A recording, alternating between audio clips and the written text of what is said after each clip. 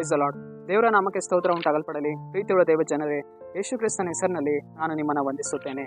ಯಾಜಕ ಕಾಂಡ 26ನೇ ಅಧ್ಯಾಯ 12ನೇ ವಚನದಲ್ಲಿ ವಾಕ್ಯ ಈ ರೀತಿಯಾಗಿ ಬರೆಯಲ್ಪಟ್ಟಿದೆ. ನಿಮ್ಮನ್ನು ತಳ್ಳಿಬಿಡುವುದಿಲ್ಲ, ನಿಮ್ಮ ನಡುವೆ ತಿರುಗಾಡುತ್ತಾ ನಿಮಗೆ ದೇವರಾಗಿರುವೆನು ಎಂದು ವಚನ ಬರೆಯಲ್ಪಟ್ಟಿದೆ.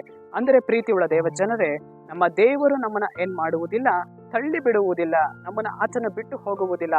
ಆತನು ನಮ್ಮ ಮಧ್ಯದಲ್ಲಿ ತಿರುಗಾಡುವವರಾಗಿದ್ದಾರೆ, ಆತನು ನಮ್ಮ ಮಧ್ಯದಲ್ಲಿ ವಾಸ ಮಾಡುವವರಾಗಿದ್ದಾರೆ. ಪ್ರೀತಿಯುಳ್ಳ ದೇವ ಜನರೇ, ಆತನು ನಮ್ಮನ್ನ ತಳ್ಳಿ ಬಿಡದೆ, ಆತನು ನಮ್ಮನ್ನ ದೂರ ಮಾಡದೆ, ನಮ್ಮ ಜೊತೆಗಾರನಾಗಿಯೇ ನಮ್ಮ ಕುಟುಂಬಗಳಲ್ಲಿ ಆತನು ವಾಸಿಸುವವನಾಗಿದ್ದಾನೆ. ಪ್ರೀತಿಯುಳ್ಳ ದೇವ ಜನರೇ, ಆತನು ನಮ್ಮ ಹೃದಯಗಳಲ್ಲಿ ನಿವಾಸವನ್ನ ಮಾಡಿಕೊಂಡು ವಾಸಿಸುವವರಾಗಿದ್ದಾರೆ. ಪ್ರೀತಿಯುಳ್ಳ ದೇವ ಜನರೇ, ಇವರು ಕುಗ್ಗಿ ಹೋದವರು, ಇವರು ಬೇಡವಾದವರು ಎಂದು ನಮ್ಮನ್ನ ತಳ್ಳಿ ಬಿಡುವುದಿಲ್ಲ.